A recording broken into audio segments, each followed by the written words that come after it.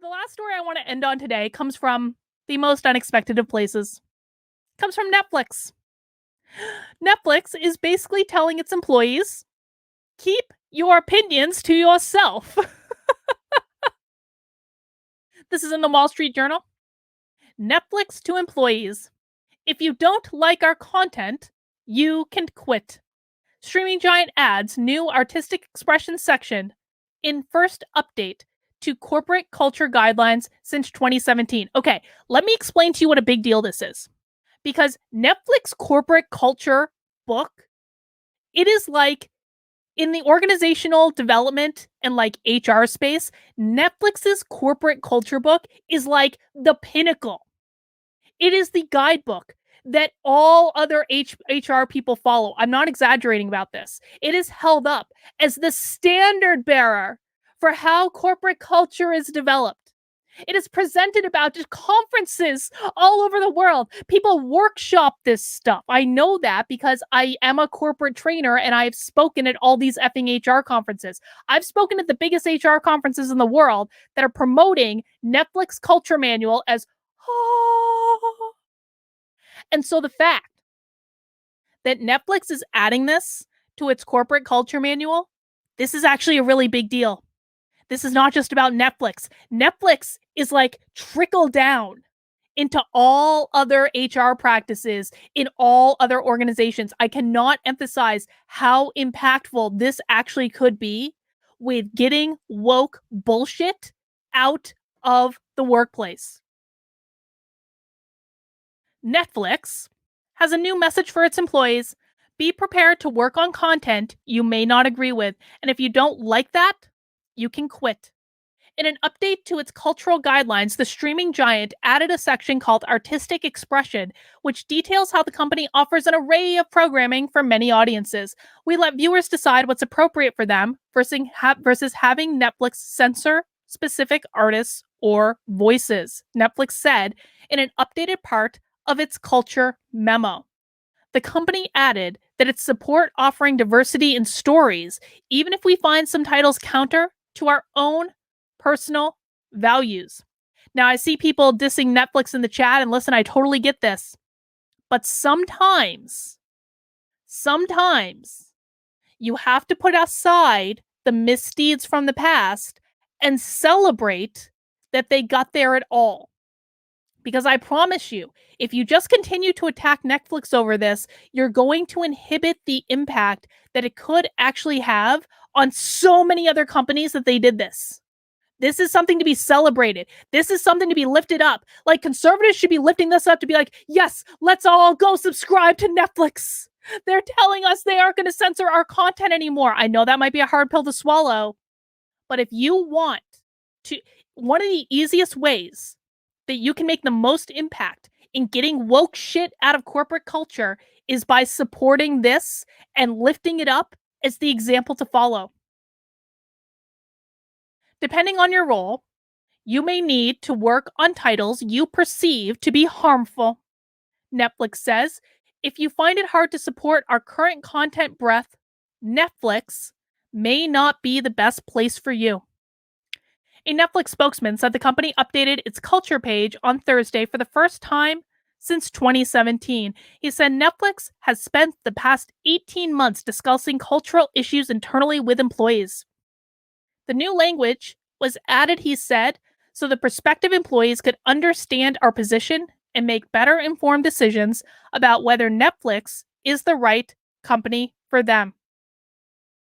Netflix and other companies have come under pressure from employees, shareholders, and politicians on how they react to cultural and political issues. Netflix, for instance, supported comedian Dave Chappelle last year following his stand-up special, The Closer, on the streaming platform, which sparked criticisms for remarks about transgender people that some found offensive. And if you guys don't think that the work that Chris Rufo has done on Disney has contributed to this, the fact that Disney's shareholder value tanked, and you guys know how I feel about the state of Florida retaliating against Disney for protected political speech. I'm not in favor of it, but I'm completely in favor of everything up to that point. They saw what happened with Disney, and they were like, nope, Disney's a competitor. Nope, we're not going down that road. Netflix did this because they learned from Disney. No other reason. The special prompted a protest in front of Netflix's Los Angeles office and calls for Netflix to remove the show from its platform, which it did not. Netflix co-executive and chief content officer Ted stood by the special in emails to staff. He later said he screwed up with his efforts to communicate to employees. Ted bent the knee. He never should have done that. Aha! Disney. I knew they were going to get there. At Twitter Inc., employees have reacted to the prospect of a takeover by Elon Musk with mixed enthusiasm, fear, and humor, with some pushing back against the idea of a Musk-owned Twitter. Walt Disney Company was criticized about how it internally stayed quiet on new legislation in Florida that governs gender and sexuality taught in schools. After pressure from some employees and critics, Disney vowed to fight against the legislation. Florida's legislator has since repealed the company's special tax status, which they should not have done, and was a blatant violation of free speech and a massive overstep that is absolutely going to come back to bite them, but that's another topic for another day. For Netflix, the company's spokesperson said employees were given the chance to offer feedback on the new cultural guidelines. He said the company received more than 1,000 comments that helped shape the new part of the memo. Netflix is coming off disappointing quarterly report last month, which showed it lost subscribers for the first time in a decade. Revenue also grew at its slowest pace in years amid rising competition from new and existing streaming rivals.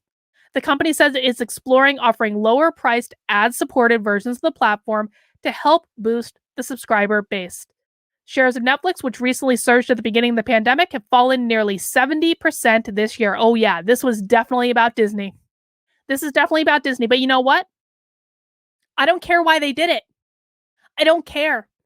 I really, this is in the HR space, guys. Again, if you are concerned about woke bullshit entering your company, this is probably the most impactful development that has happened in years in the HR space. I'm talking going back to 2017 when Netflix released this thing in the first place.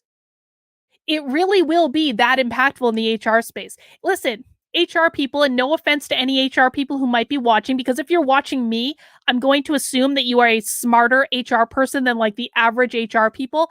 HR people are usually not that bright. They just aren't. They are followers. They are hangers-oners. There are some of them that are incredibly bright, and I've been privileged to work with some of those people. But most HR people are just not the brightest crayons in the box. They do what they are told. They are very, very simple people. If you give them instructions, they will usually follow it, which is why so many of them have been so taken in by this woke cultural bullshit. They aren't thinking about the long-term ramifications. And a lot of them follow Netflix. They follow Netflix and they say, whatever Netflix is doing is the best, and that's what we should be doing too. So we have to celebrate this, guys. I know you don't want to celebrate Netflix. I get it. You're like, they released Cuties and it was awful and I canceled my subscription. No, no, no. If you canceled your subscription to Netflix, re-up the subscription and make sure they know why you did. Tell them, flat out say to them, I resubscribed to Netflix because they're not censoring content. If you do that, if enough people do that, it will have a massive impact on the HR industry. I'm telling you right now, this cannot be overstated. You don't miss opportunities like this when they come along, guys. You really don't. Sometimes you have to support people you don't like when they do the right thing, because the goal is more important than your personal preference.